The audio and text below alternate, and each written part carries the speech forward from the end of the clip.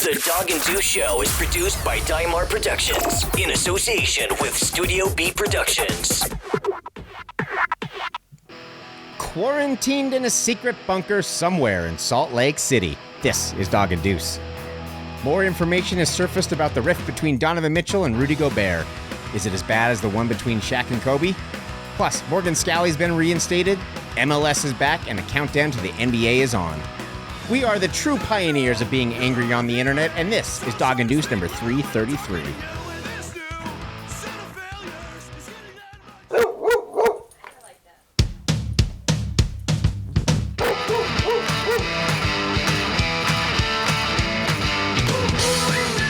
From Studio B in Salt Lake City, this is Dog and Deuce. Join the conversation at doganddeuce.com or send an email to doganddeuce@gmail.com. Thank you for listening to episode 333 of the Dog and Deuce Show. If you want to know more, and I sure hope you do, follow along with the show notes at doganddeuce.com. Watch the show all weekend long on K-Patter TV and Backcountry TV, or listen wherever you get your favorite podcasts. We would love to hear from you. Send us an email to doganddeuce@gmail.com. I'm Dog. And I'm Deuce. And this is episode 333 of Dog and Deuce. We took last week off. I actually had my kids, so that was kind of nice, but I also needed a little bit of a break because on the last episode, it's safe to say I was pretty fired up. And I probably needed a week off to decompress a little bit, and I think I did. I think it did the trick. We'll see. Who knows, man? Who knows what gets me angry anymore? I mean, I don't know how you could be in a better mood, given all the things that you were angry about. Those things really are not better, so... They're not better. Yes, but I support, what I should say is I support your move to positivity. Thank you. You know, you really helped me out last week by presenting me with my trophy virtually, of course. My trophy for kicking your butt in the football board, in the football contest of ours, year in and year out, I should state. In 3 weeks, dude, we have a big milestone coming up. It's the big milestone, and it feels super weird right now to be celebrating anything, really. But our 10-year anniversary comes up on July 30th. That's July 30th. That's the day we uploaded the very first show, the very first episode of Dog and Deuce, July 30th, 2010. So I don't know. You tell me what you think about this. I think isn't there some kind of award someone can give us for that? Like, I mean, you know, for not quitting, just not quitting. That's pretty good. I think, dude, that's a long time. I was thinking about that. That's a long time. Yeah, man. That's a long time. That's a quarter of my life, dude. A quarter of my life has been doing this show. Wow. It's crazy. And you tell me what you think about this. I was just thinking maybe rather than do big hoopla, we could just kind of ask people out there to just write in, call in, text in, let us know when you first started listening to the show and how you found it. Simple as that. What do you think? That works. We'll try to get it rolling. We'll try to get it rolling on the social media. I'm trying to not, it's just so hard to actually want to tweet anything currently for me. Dude, I'm off all of social media except for Twitter. I got off Facebook. I got off Instagram. I got off everything because I was just getting so riled up. And Twitter, I stayed on that because I was like, the majority of the people I interact with and I read tweets from, I really enjoy. But then like the last couple days and the last week or so has been so bad, so toxic all over the place that I'm thinking I might have to get off Twitter too. Yeah, but you got to promote the show. How are we going to get people to write in? Dude, you know what, dude? And we got to get it going. You're going to have to get a Facebook account. That's all that happens. I'm never getting a Facebook That's account. what comes down to. Like, there would have to be a lot of money on the table, man, for me to get a Facebook account. That's all I'm saying. A lot. You're gonna have to get an Instagram account or something, man. You got to do something. You got an Instagram account for the show, man. That's all. That's it. No Facebook. So anyway, if you wanna let us know when you started listening to the show or watching the show on K-Patter TV and Backcountry TV, or and also how you found us, we would love to hear what you have to say. It's just interesting. That's not something we've really done before in the past. So hit us up, doganddeuce@gmail.com. You can hit up the D&D voicemail and text line. I have it right there on the screen, 801-47-SPORT. That's 801-477-7678. We're all, and you know what? I will be checking the show social media. So I'll be checking the show Facebook page, the show Instagram. So if you want to get in touch with us through those, you can. Just my personal stuff, I'm off it, man. I'm off it. And obviously on Twitter, you are at Dog and Deuce, James. Yes, sir. Yes, sir. And I am at A Martindale Film. We'll bring this up in the next couple of weeks too. But we would love to hear what you know, how you came to the show, what drew you, and God help you if you're still hanging with us. We appreciate it. But I'm sorry because it's been dark. It's been nothing but dark times lately. So, okay, let's. Where do you want to start? You want to start with Rudy and Donovan, or you want to start with Morgan Scalley?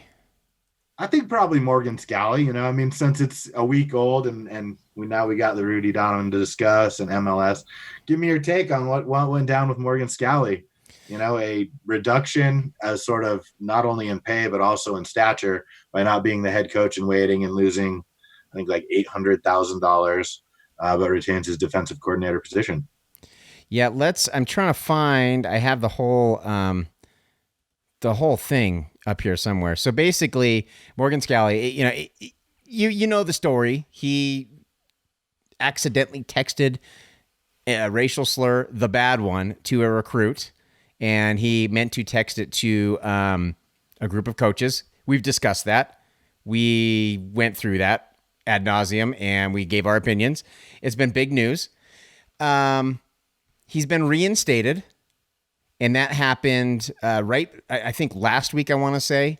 And obviously, we didn't do a show last week, so we couldn't talk about it. But basically, he's been reinstated, and James, as you said, there are some stipulations. First, he has to go to diversity, and let's see, he will engage with leadership of the university's equality, diversity, and inclusion team, including Vice President Mary Ann, and I do not know how to pronounce this name, Villarreal, I think.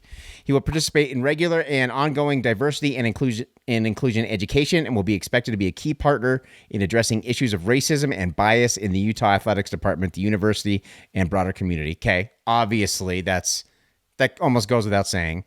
So when they renegotiated his deal in December, he was going to be given a raise up to $1.1 million. Now what they've done is they have reduced that almost in half. Pretty much in half to $525,000 for 1 year. So that's just 1 year. Now it's up in the air whether that's deserved or not. And then the university is also going to donate $100,000 of that of his reduced salary to black causes, black charities, which is good. But it gets me thinking, why aren't you donating the entire salary reduction? I mean, I don't want to nitpick. I don't want to, because it is good. It's better than doing nothing. But it almost seems like just lip service. Yeah, I mean, I'm sure someone's going to ask that question if they already haven't, or if they haven't, why haven't they? We don't have access to anyone, the president or whoever, and why that wouldn't be the case, or at least 50% of it. I don't know. You could maybe redistribute it to, if you're dealing with like women's athletics or something like that, and take it away from the football team in that way. You know what I mean? There are multiple ways, and anything is better than nothing, like you said, but I feel like they could still, give half to causes outside of the U, and then maybe redistribute the rest to the women's teams. However, that would be my idea of how I would do it. Just, I don't know. Yeah. I just think since it's, this is a racial issue, you would just think that they would donate that whole thing. I don't want to nitpick, but it did kind of rub me the wrong way a little bit. I don't know. So there's that. Ryan Lacey, obviously, we discussed Ryan Lacey and his, he says that Morgan Scalley straight up called him an N-word. Straight up, hard R, and since kind of apologized, but kind of gave an excuse, according to Lacey. Also in the report, there were a couple of players who said that he had mentioned had referred to them as something with black asses or something like that. I don't know, derogatory, obviously. So I think there's enough here that there's appears to be at least a little bit of a pattern, at least back in the day. Here's my theory. My theory is he sent out this text in 2013 to a recruit. Obviously a huge problem. I think that woke him up. That's my theory. That woke him up and he realized I can't be taking this stuff lightly anymore. And I can't be throwing these terms around and I can't be acting like this. That's my theory. I don't know. Ryan Lacey doesn't seem very happy with this. And I don't blame him. From what I understand, these are totally unsubstantiated reports. From what I can tell, I don't think these have been sourced, but I have heard from people that the team was heavily involved in the decision to bring him back, which would be the only possible way I would agree with bringing him back, honestly, is if the team, particularly people of color on the team, are okay with it. I don't know if you heard those reports. I don't know what your thoughts were when they decided to bring Scalley back. I think when you look at the full, and look, these are hard decisions. I think it's interesting to see even University of Utah fans, how they feel. There's people on both sides of the spectrum where he shouldn't be back or give him a second chance. I've seen them all over. And at the end of the day, I'm okay with the decision. Like you say, if the players voted on it, essentially. That was my whole idea. Like, you can't have it has to be like overwhelming. Not, what are there? I can't even remember how many are on a high school or a part of me, a college football team, because I haven't ran the numbers because of quarantine. I've just been in mush brain land. But whatever they are, it has to be like 85 to 90% of it, if not perfect. You know what I mean? In an ideal world, it would be perfect, because then that would, I don't know. So, it can't be just half, one greater than half, in my opinion. And I'm assuming that's what happened, to sort of give, Mark Harlan and Cal Whittingham that ability. If they don't have that vote and it doesn't, then I don't think you can keep him. So the players really gave, AD Harlan and Kyle Whittingham the opportunity to, give him a second chance, and is how I look at it. The punishments are fine. He loses money, he's still making over $500,000. That's tells you that college football is really serious about their money. There are not a lot of jobs where you can get away with that and still be making over $500,000 a year. And, and so I hope Morgan's learned his lesson. And, I think it'll be interesting to see if he's backs channels to Ryan Lacey or anyone else who say he denied it in the report, is my understanding. I didn't read it all. It was just too overwhelming, but it'll be interesting to see how, if football gets played this year, how Morgan is. You've got to consider that we know, like, Utah fans know Morgan coaches hard. He's not soft. He's not quiet. You know what I mean? And so you got to realize there's probably going to be one of those moments where Morgan goes after someone, not bad, but coaches him up in a very, highly motivated, loud manner. Tough love. I wonder what it's going to be like, That would be interesting if someone's like, if I were a reporter and I would be letting into practice, that's what I'd be looking for. Because there's going to be that moment. You can't not coach football and be quiet. Football coaches are never quiet, Football, Lavelle Edwards maybe is the only one ever who's been quiet, other than that, you have got to be tough. Yeah, that's just part of the culture of football. You have to be. The thing about this, when I first heard that he was reinstated, and I kind of heard what they were doing, and I heard the rumors, and again, it's not substantiated from what I can tell, but I've heard rumors that the team was involved in the decision. I thought, okay, if the people of color on the team and in the coaching staff, if they're okay with it, that's all that matters.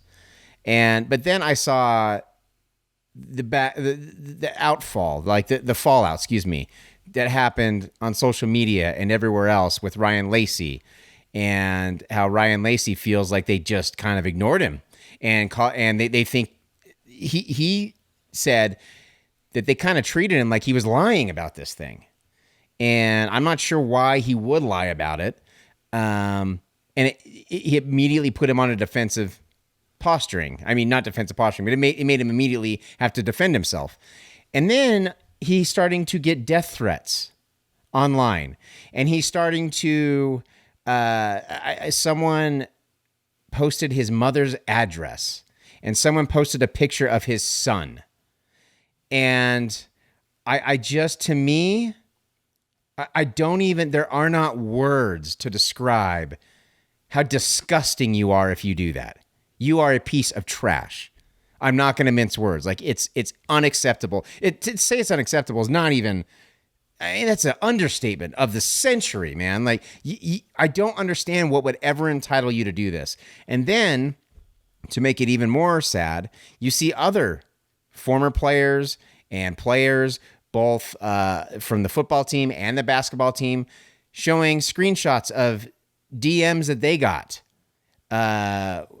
with incredibly derogatory and racist language, stuff that just makes me sick to think about.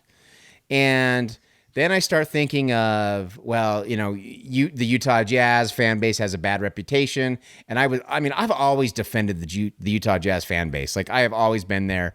And I've been one of the first people to say, you know, I have been going to games since I was, I don't know, at least 24 years I've been going to games. I've never heard a single racist thing said at the arena. But then I'm starting to see all of this stuff happen, and I'm starting to think that maybe we really do have a problem. No, not maybe. It's not maybe. We do have a problem. And we have got to figure out a way to get past this, because it's unacceptable and it's disgusting and it looks bad on the entire state. The state has a problem and we need to figure it out. So I don't really know how you handle this, because with Scalley, if the team's happy, that's good. But are we looking at the entire Utah community? I mean, overwhelmingly, it sounds like players had positive things to say about him. But there were some people in that report who were saying that he had said some inappropriate things. So I don't know. And thank God I don't have to decide this stuff, because like you said, it's a very tough decision. So I guess we sit back and we wonder, and we can kind of fight over it and argue over it. But at the end of the day, we just hope it's good for the program. It sounds like he has absolutely learned his lesson. I mean, I don't know if you saw his apology. He seems straight up like he understands the impact of his actions. Well, I mean, you said so much there, and you said it right. I know. Sorry, it's kind of stream of consciousness right there. I don't not believe. No, not dude. Good. No, great. Like, I don't not believe Ryan Lacey, and anyone who posted any of that stuff. That I went up fishing for a while, so I was in tune a little bit, but not maybe as much as I'd like to have been. But I did see that. I mean, I was checking in on Twitter when I had a minute here and there. And that's just the unacceptable is and inappropriate. And you said it even better and more eloquently and harsher. And if I go harsher, it won't be audible. So, you know, I mean, why you would do that to a person, their child and their mother is so out of the realm of my imagination that there's only bad words to say. You know, like it's like confusing beyond a belief that I just can't even comprehend why you would think that's okay. And I don't know what you're even trying to accomplish with that. I mean, in a combination with people doing death threats, like, are you really wanting to be a part of that, dude? Like, what the hell is going on in your brain? You know? And that's my take on it. Like, it's so absurd and it's disappointing. And you're right, you know, I mean, and this is where, look, I think if Morgan Scalley even comes close to making redemption for it all, this will be a part where he can bridge and find, and hopefully find, at least between the fan base, you know, and the way they're talking to these players on DMs. Like, who has time to DM a college player BS like that? I don't understand it. I don't understand it at all. I mean, and also, you know, I mean, it's just like, why would, you know, because it was coming from the stands in a lot of cases, but a lot of cases were more like texts or DMs or something like that. And it's like, man, you really have that much invested in a, and like they're not trying to do well, and you're that bigoted for what, dude? Like, I don't. They can claim they're Utah fans, but those aren't the Utah fans I know. And whatever we have to do to make sure people like that don't attend games when they're saying things like that to our players or the opposition, I mean, that is the responsibility of the fan base, the administration, and the Utah Jazz. Any professional event where you're holding some kind of group event, whenever that occurs again, God only knows, you will have to have, and you will have to make, there has to be lines that can't be crossed. And I think that's the only way we can sort of rid it out. I don't know. How do you if that was a Utah fan who did that to like Booth Gotch and stuff like that, then that person shouldn't be allowed to come to a game. I mean, as far as I'm concerned, that's a threatening gesture, Absolutely. No doubt. And it's not even in the heat where you could get an excuse, which is inexcusable still, but you might be able to provide I might give you a little sympathy, but not off the hook. Right. If it were the heat of the moment and you're like a 19-year-old, maybe, but you still can't do that next step. If it was step one in the middle of a game, you need a talking to and probably something. But step two, DMing them afterwards, that's problematic, man. And they're both problematic, but that's extreme problem. We need to deal with people like that in a way where they don't return, to the Huntsman Center or Rice Eccles if that's how they're going to behave. Yeah, I agree 100%. And we should definitely make sure people understand the majority of Ute fans are not doing this. The majority of BYU fans and Jazz fans are not doing this. But the amount of people who are doing it is very disturbing. And I think we need to, as fan bases, we need to hold these people accountable when we see it happen. And I don't know exactly how you do it, but it cannot continue. It cannot continue. The state, I'm honestly at a point now between everything that's happened at the university. I love the University of Utah. I really do. But they have had some giant failures, some just incomprehensible failures in recent years. And I'm at a point now with the fan base being this way. Like I'm at a point where I don't know if I can continue supporting it. And I don't say that lightly. I love the U. I love Utah football. I love going to games and all that. And I have season tickets, but I just don't know if I can do it anymore because the incompetence is just, it's unbelievable. And they just keep getting, they skate by all these scandals, and it's not okay. So anyway, that's kind of beside the point, me ranting a little bit. I'm going to give a lot of credit to Ryan Lacey because he's still loyal to the Utes. He's still loyal to Ute Nation and Utah football. And I don't know if I could do that if I was in his shoes. Absolutely. I mean, I thought about trying to see if he'd come on the show, and maybe I'll go there. I probably think he needs a little time, or maybe he doesn't. I don't know. I'm trying to be sensitive to that before I just hit him up random style. But I would love to have him be on the show so I could hear it firsthand. And I mean, I've heard bits and pieces from other shows. I'm not in my car as much as I once was. Yeah, it's different, right? It's different. So, and let's, look, we're at an interesting point where it's either going to work or it's not. And not just at the U from the coaching standpoint and where they go from here, but also just the coronavirus in general, right? Like, it's like right now there are so many it's going to work or it's not scenarios in the world that college football seems, and as does the NBA, seems kind of unimportant. But I'm not going to lie. NBA teams hit the bubble, and I got a little more jump in my step, dude. I'm not going to lie. I agree. And we're going to talk about that. We're going to talk about the Utah Jazz. We're going to talk about MLS. But first, Nick DeHemroyd's coming in. He sent us an email last week, and of course, last week we didn't have a show. So I wanted to play it this week. Here's Nate. Hey, boys and girls. You have a hemorrhoid on your hands yet again. So I've decided that your new name should actually be D&D Does USA a Favor, or Dog Conquers Political Bias with a Deuce. Thought you'd like that. I like it. I'm loving the topics, boys. But we need to use these platforms to talk about reality sometimes, and that's okay by me. So going back a couple weeks ago, if people are volunteering to work for NBA City, then that's up to them. I still don't agree with opening things up for sports, since that technically goes against everything we know about this virus. You know, being in close proximity to someone, being indoors with a crowd, like security, the teams, broadcasting crew, janitors, etc., and especially not wearing a mask. Now, fortunately, I disagree with you big time, Mr. Deuce. This virus does not care about age and whether or not you're healthy. So these athletes are just as compromised as you and me, so don't ever forget that. And I'm okay with opening up businesses just as long as we follow what's needed. So like masks, small crowds, and 6 feet distances.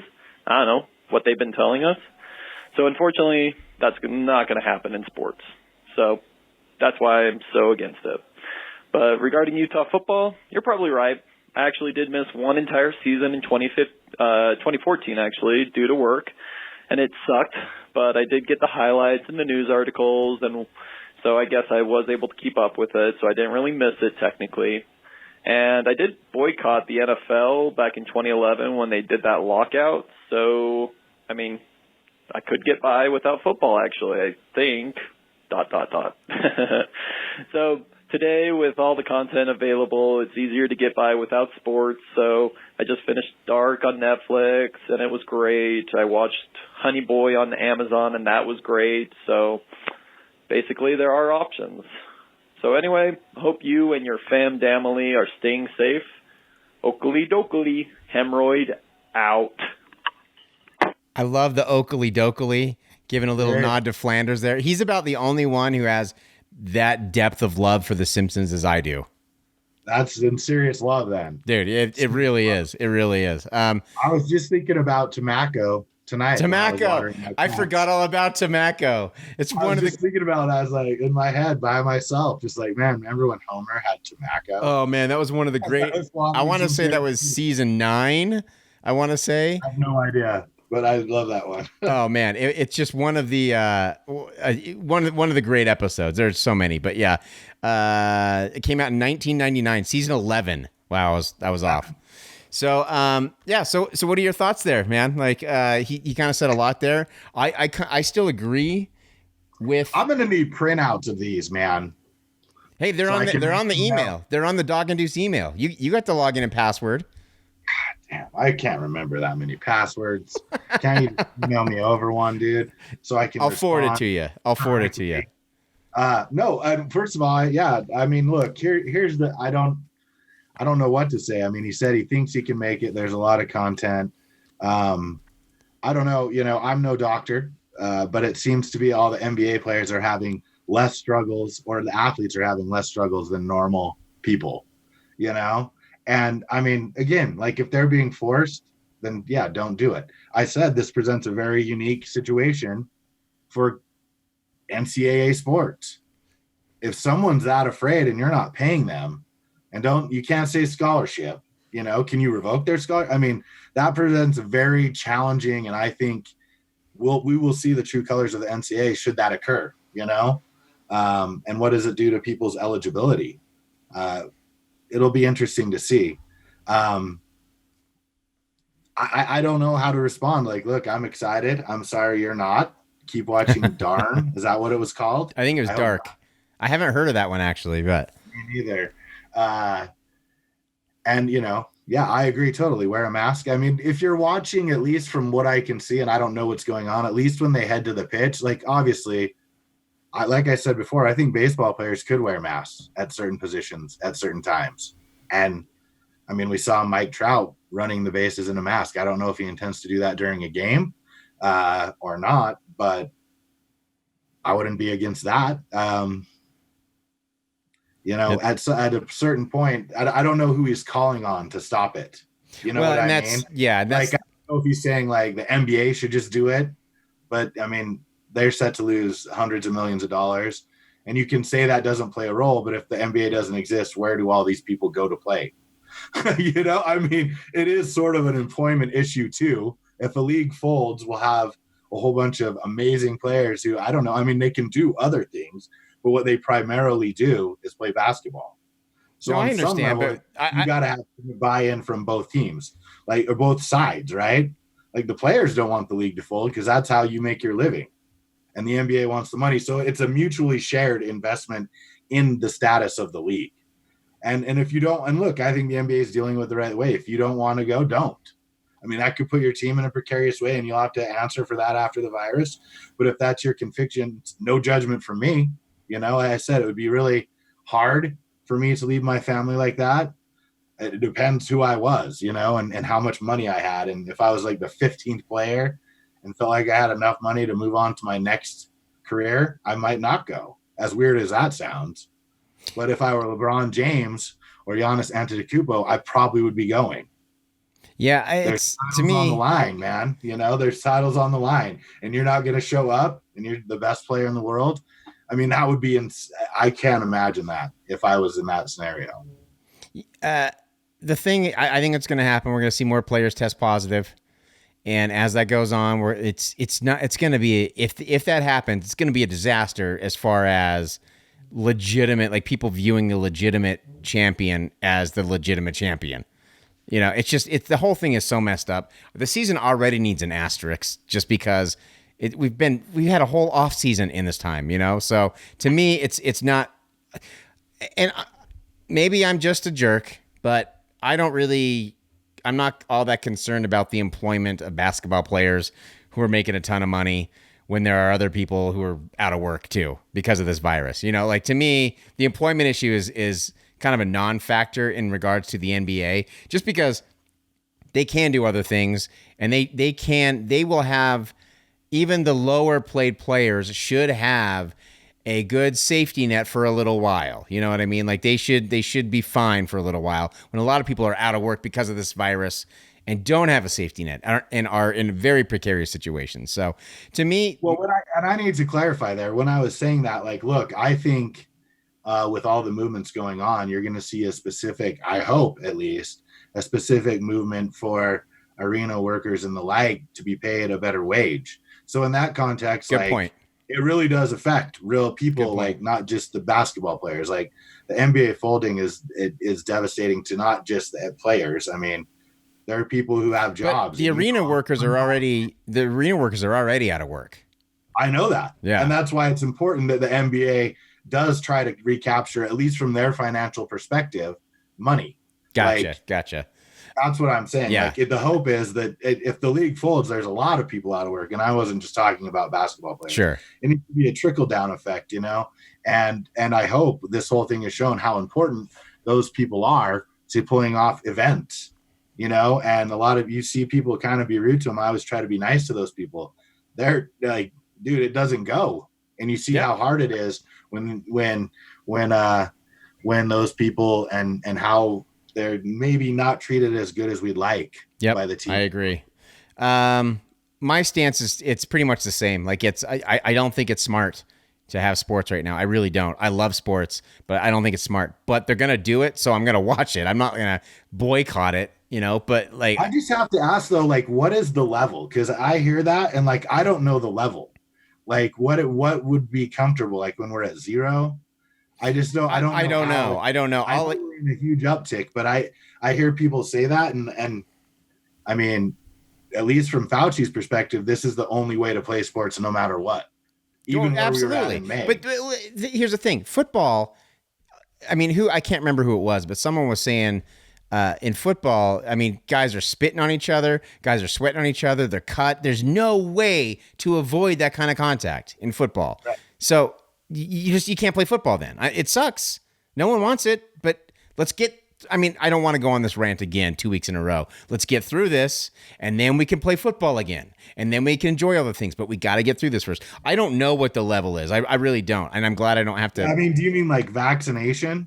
Is that what? I'd like to see a vaccination first. Just for me. And again, I'm not a doctor. I don't know. All I know is that right now in America, we have handled this virus the worst out of any country in the world. And we have just reached 3 million cases in this country alone. Utah just doubled almost. And that's just in Utah, just doubled the amount of new cases today. Yep. That's ridiculous in one day to do that. So all I know for sure is that now is not the time to be playing sports. But with that said, it's going to be played, and I'm very excited that that bubble, that the teams are there. It was really fun, like you said, to see Quin Snyder getting off the bus, wearing his mask, looking even more like Psycho Killer, axe murderer than ever. You know, seeing Donovan and Mike Conley and Rudy Gobert getting off the bus made me happy. It did make me happy. And as much as I was like, just like you said, what did you say? Put a pep in your step? Yeah, give me a smile. Totally, dude. Totally. And so I'm excited. Let's talk about this. We are running super short on time. Let's talk about this Rudy Donovan thing. So Tim McMahon from ESPN just wrote a piece. It was a good, detailed piece about the rift between Rudy and Donovan, and how this thing may not and probably didn't start with COVID, and that things have been kind of brewing for a little while. And the thing, and I remember when this happened, when they were interviewing Rudy after a game, and he just had a monster game. And, you know, the Jazz, as they do, you know, Donovan comes up as the Jazz do, and he was kind of ribbing him on camera and stuff. And Rudy just says to him, "Hey, pass the goddamn ball." You know, like when he said, I remember seeing that. Now, I think we talked about that actually. And I was like, that's not good. Like that can't be good. And from what I can tell, I read this piece yesterday, so some of it might be slipping my mind. It seems like that was kind of when the people in the Jazz organization and people around started noticing this thing, that maybe there's a rift. And people are even comparing it to the rift between Shaq and Kobe. And if that's the case, that's a problem. Because I don't know if people remember, that was a big deal. Yeah, but didn't Shaq and Kobe have at least 1 or 2 rings together first? I think they had 3.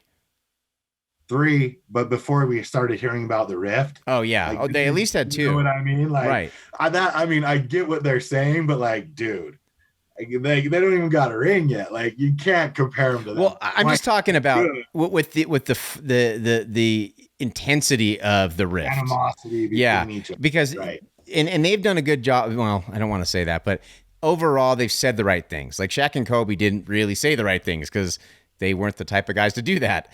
You know, Rudy and Donovan have kind of said the right things. And Rudy, honestly, in this piece is fantastic. He's like, it doesn't matter. It doesn't. Rudy, I like it because he's pretty honest in this thing. He lets people know that he wants accolades. He wants respect. He wants people to notice him. You know, he works hard. He plays hard. He's great defensively, and he wants to be recognized for that. And I think that's good. I think most players would do a false humility. And I liked hearing that. But he also said, I don't mind if Donovan's like the big star, like the guy. Like, I still get recognition. I don't mind that. So, I mean, they're both saying the right things. Donovan even said, you know, the whole rift thing, he regrets it because it really took the focus off the team. And it really kind of put some hardships on the team. And so that's good. But to me, if people are saying this is like Shaq and Kobe level, that's not like, that's more than just a rift. That's a straight up dislike for each other. They didn't really mend fences until way, way later. Like that's true. A decade later. They had a real, when they were playing together, they had a real, and it dissipated as they didn't play together. Right. You know, they both won titles away from each other. That'll fix a lot of things. Yeah. It's crazy to think, man, they could have won so many titles when I think back on them. I think they would go down as the greatest team of all time. I really do. If they had stuck it out. Really think that. But back to the Jazz. Sorry, I don't want to get accused of being a Lakers fan. If it is that deep, that is scary. You know, I mean, it is really scary if you're Jazz management. You sort of had your path set with those two people in mind for the next little while. And if they can't coexist, that changes everything. And it really changes. You have to make, the hardest decision possible, like who will play for longer and who has the bigger upside to get you further. I don't know, man. They don't pay me to answer those questions. I know. Who do you think it is? Rudy. I'd go Rudy for multiple reasons. First of all, I think Rudy, we've talked about this, stat wise, you're not going to get the stat line that Donovan's going to get, but Rudy affects every single play when he's on the floor, on the offensive end and especially on the defensive end. He changes everything when he's out there. You see how they play when he's not out there, and compare that to how it is when he is out there, he is the most impactful player, maybe I'd say definitely top 5 in the league for sure. Even though, he's not dominant like LeBron James or like Giannis, but he is impacting everything. So I go Rudy, also because Donovan, he's been posting about the protests and all that, and there have been again, I don't want to keep harping on this, but there have been a lot of Jazz fans making us look like jackasses, making us look bad. And it seems to me that if I'm Donovan, man, like, it's just like we're giving him reason to want to leave at some point. It doesn't make sense. Rudy seems to be happy here. He seems to like it. Donovan, he says all the right things, but he also said all the right things during the COVID thing, and we all knew what that meant. So I'm not so sure Donovan is in for the long haul. I'm not. This is just my opinion. I'm not. I'm not crediting any sources. I'm not saying I've heard anything. Just my opinion from what I've seen and from the interaction of Jazz fans. I just don't know. We're not giving him reasons to want to stick around. Well, and here's the real problem, though. If you're Jazz management, and say, not injury or anything like that, but just say they play terrible and are out in the first round, like in a sweep, right? You are now, if that is true, what we've just discussed was in this article by Tim McMahon, that it's actually putting the Jazz management in the worst possible position. You know what I mean? Like whoever's, and I mean, good for McMahon getting the inside, juju or the inside reporting, but that's bad. It's bad on all fronts, like you said, if it's even in the ballpark of Kobe, Shaq, that's a problem. And the problem is that it's coming out now, and that makes them not less tradable, but maybe less valuable to be traded. People might not be willing to give as much because they got to give one of them eventually, because if it's not going to work, right? And so, I mean, if you're Jazz management, it's like the worst article you could possibly read, that this is getting out, because it handcuffs you, A, going forward, and B, it makes you look like maybe you didn't manage it as well as you could have, or maybe you should have played a more active role. I don't know. It was really hard times. I mean, during the first month of quarantine, essentially, the Jazz had the NBA's eye, and not for the best reasons. No. Many of them were out of their control, obviously, because no one was really full throttled involved in COVID at that moment. That was sort of the spark, really, And so, I mean, you do have to cut them a little slack in that sense, that it was the beginning of what is now, claimed over 130,000 American lives. But I mean, maybe they wish they would have been more active, because now they're really probably handcuffed if they call anyone or anyone calls for a trade. But right. Hopefully not, hopefully they can work it out. I mean, you do have to consider, and look, I think the majority of Jazz fans really do like Donovan Mitchell, and I think all of Jazz Nation loves him, really, when he's playing well, as every person does, who's in the public eye, gets that up and down, bump based on play. But nonetheless, where are you going to go? He has it pretty good. And I don't know, there's a lot of people who have left who wish they wouldn't have. And I'm not saying Donovan Mitchell may go on to be bigger and better, but you can really rule the roost here. And as you can see from him getting shoe contracts, the world is a different place. You don't have to be, I mean, what was the best shoe contract Karl Malone ever got? LA Tech or Converse? LA Gear. LA Gear. LA Gear, dude. He's got a signature shoe 3 years in from Salt Lake City, Utah. And he deserves a lot of credit. I'm not trying to take away any credit. I'm just trying to point out. Dude, he's been in a Marvel commercial. Yeah. He was in a promo for a Marvel movie. I mean, that doesn't happen if you're in Salt Lake City. In a way, you really do have to consider that Donovan Mitchell is probably the most famous Jazz player ever at this point. Because although Carl and John are remembered in a lot of people's minds, a lot of the younger generation only know Donovan Mitchell. True. Unless their parents are teaching them.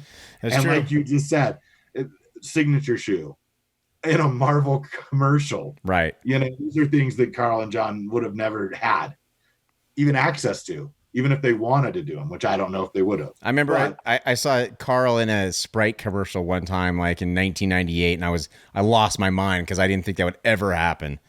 Right, but they were few and far between. Oh, absolutely. I mean, Donovan Mitchell's in his third year, and this is happening. So the good news is, though, if the Jazz want to ride this thing out, they got time because Donovan is going to be an unrestricted free agent. Rudy is up for the Supermax, and I mean, how do you turn that down? They've already said that they want to give it to him, so they could definitely build around these guys, and they could. There's time to ease through this stuff.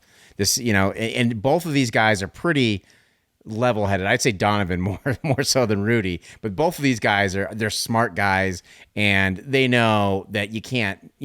They're gonna. I think cooler heads will prevail in the long run for sure. Let's hope so if we're Jazz fans, because I mean, we need both of them. Pretty wicked combo. We need both of them. We do. We absolutely do. I mean, I do think Donovan's more. He's not easily replaceable, but I think he's more easily replaceable than Rudy. I don't know how you get another guy like Rudy. I really don't. There aren't many like him, if any like him. Yep. 10 minutes left. Let's talk about MLS is back. It's back. It's back, baby. It's back, all right. It's back. I literally fell asleep watching the match tonight. You watched. I when watched. Are you gonna hop on some of that Korean baseball?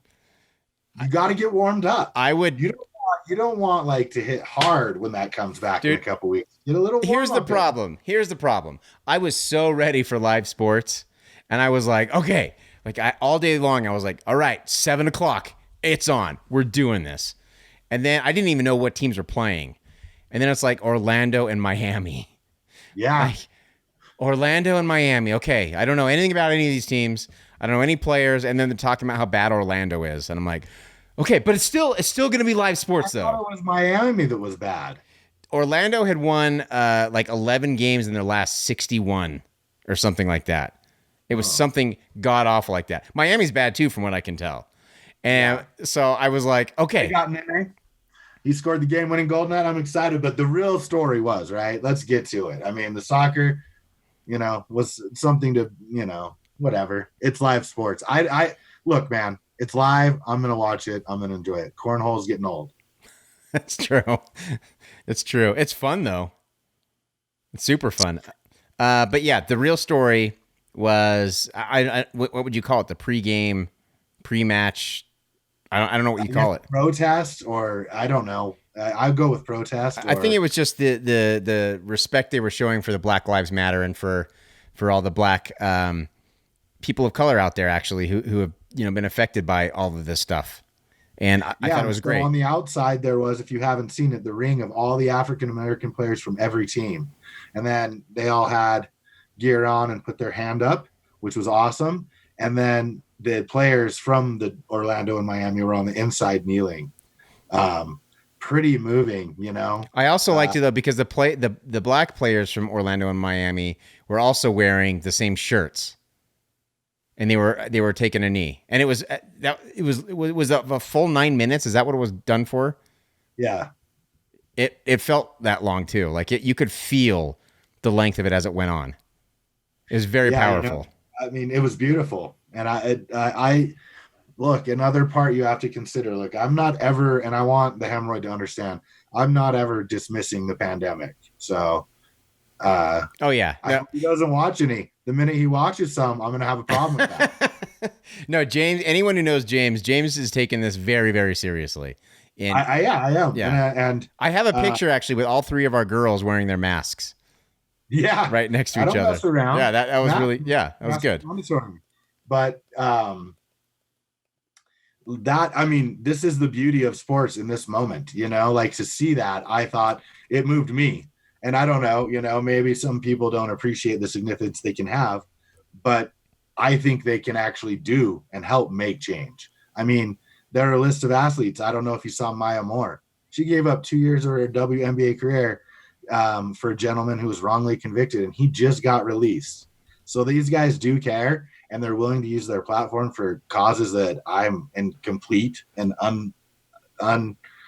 undoubtedly in favor of. Then, and you can say they can go to the protests and stuff like that, and a lot of them did show up at those.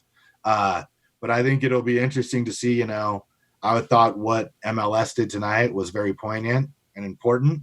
And I think as the sports become more relevant, and look, I don't know if football will go on. If that's the one thing, like, I don't know. We'll see. I think it'll be hard. I do know Notre Dame is the first school to complete a bubble where their players are on campus and all have tested negative.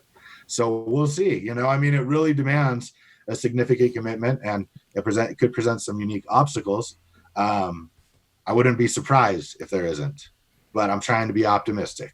So it presents unique opportunities for people to really express opinions in big stages, where people will see, and it may or may not make a change. I don't know if that, I hope it will, and I think it should, but the fact now that I think that they're even doing that, African Americans and people of color are even doing it, can't be lost on anyone, right? Agreed. Like the fact that that's occurring when 3 years ago, kneeling for the national anthem was frowned upon for all practical purposes by a large segment of our country. And how great is it that we're getting buy-in from the leagues? Right. And I know it's easy to be cynical and say, well, they're just doing it because they have to, or there's a profit to be made. And I think there might be a point there. But the point is, at the end of the day, they're still doing it. And it's what needs to happen. Did you see Patty Mills and what he's doing? Is he donating like all of his money to BLM or something? Black Lives He is Matter? donating the remainder of his money, the remainder of the money he gets for the remainder of the season, $1.5 million that he is donating directly to Black Lives Matter and anti-racism groups, especially in Australia. That is pretty cool. That's why he's playing, he said. He said he's playing just so he could do that. That's pretty impressive. Absolutely. Bravo.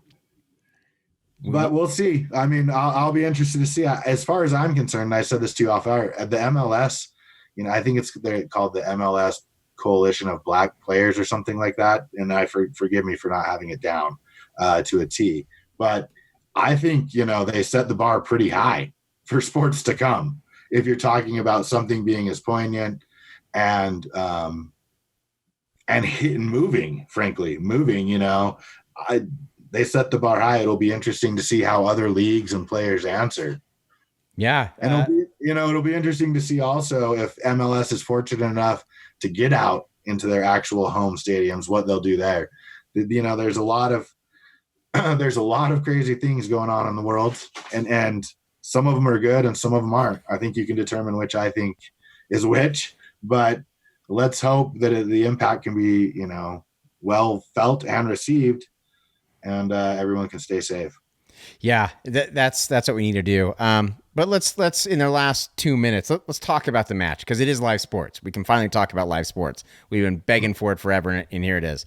What did you think? You watched it. What did you think? Were you happy to see guys running around a pitch? Yeah, I was happy that it was in America. I've seen a little soccer before that. I know, but yeah, exclusively American sports. Yeah, no, I was extremely happy. Was it a super exciting game? No, but it served a purpose. It did. It got me. I like nothing more than watching live sports, or live TV, like news. Right. Because it's weird sometimes when I get stuck in too much of a fictional world, like watching constant shows. I do need a dose of reality, even though this isn't the best reality to get a dose of. Yeah, exactly. Yeah, no, for me, it kind of felt like a preseason game. I'm watching it, but it just sucks. And I just am ready for the real, the main event. I'm ready for it to happen. And so it was good. It was definitely good. I had it on just because I wanted, but I'm not going to lie, dude. I was flipping back to the 2K League. You were? I was, dude. That was far more entertaining to me than the match tonight. Far more entertaining. Wow. Because those guys are good. Those guys are good. It was like the Knicks gaming team against the Sixers gaming team or something. And I don't really know how they do it because they only have 2 players playing. They must be their own created players because they're not yeah. Yeah. And I don't know what it is, but that was far more entertaining. I love that, dude. I was like, damn, like I would much rather watch this than Orlando versus Miami in MLS. Wow, man, you're getting greedy, dude. I told you. Like the rule is, it's gonna probably not. Do you think any of these seasons end? There's an easy question. I don't know. It depends how close the bubble is, I guess. Crowns a champion. Yeah, I think they will. I mean, the further we get into it, I think I said in our last episode, I didn't think they would, but I think they will. I just don't know how much it's going to mean because if the bubble's not closed, it's not closed. Well, and Adam Silver said today, when the bubble gets breached, we'll shut it down. Good. Smart. So, I mean, that's what everyone there needs to realize, and people on the outside too. Try to cut back on the virus if you want to see these things. The fact of the matter, these people are having to go into like isolation to entertain you. Like if you want anything to resemble real world over the next little while, just wear a mask. Just wear a mask, man. Do that and wash your hands. I don't want to go on my mask rant again, but look at Japan. That's all I'm going to say. Look at Japan. Japan has owned this thing since it happened. Right. They've owned it. And that's because everyone wears a mask. So that's good. So Adam Silver is going to, I didn't hear that. He's going to definitively shut it down if the bubble gets breached. That's what he said. After everyone tests negative is how I interpreted it. Once they start and everyone's negative, if they start getting like a lot of positive tests, they'll assume the bubble is breached and shut it down. Unless they can, if they can stop one player, right. I think they would continue. Right. But if they see a hot spot or whatever, however you want to term it, then they'll shut it down. Is how I understood it. I would just love to see how this MLS. 2 teams from MLS didn't make it. Right, Nashville and what was the other one? FC Dallas. They got sent home because they had, or I think they had too many of their players. So I'm sure this is the NBA protocol. The ones that are positive stay. The ones that are negative might leave after they have 2 negative tests. So, I mean, look, the NBA is getting a little bit, and I think the leagues are getting a little flavor for how, if they're willing to do this, it'll have to go. Yep. That's the only way to do it. It'll be interesting to see how this little experiment goes. It'll be fun, I think. I saw him setting up the courts in like, it felt like a convention center room or something like that, like where you'd have Comic-Con. It's going to be weird, man. It's going to be very strange. Ballroom. Yeah, those were the practice courts. The Jazz players got theirs sent last week. I was surprised to see that every team didn't send theirs. I don't know if they can accommodate that or what. I don't know. We'll see. Okay, man. That is going to do it. Episode 333 with Dog and Deuce is in the books. We would love to hear what you think of the show. Let us know when you started listening to the show. Let us know how you found us, if you can still remember that. I just want to know how long people have been with us. I know we've had people hop in early and then kind of drift out, and then other people hop in later. So I just want to know. It's fun to get a good idea. We'll give you a shout out for sure. Until next week, though, we will be back next week. Until then, we invite you to let us know what you think of the show and anything else going on. Hit us up on the email. Email address is doganddeuce@gmail.com. I'm Dog. And I'm Deuce. And we will see you next week. Thanks for making us a part of your quarantine.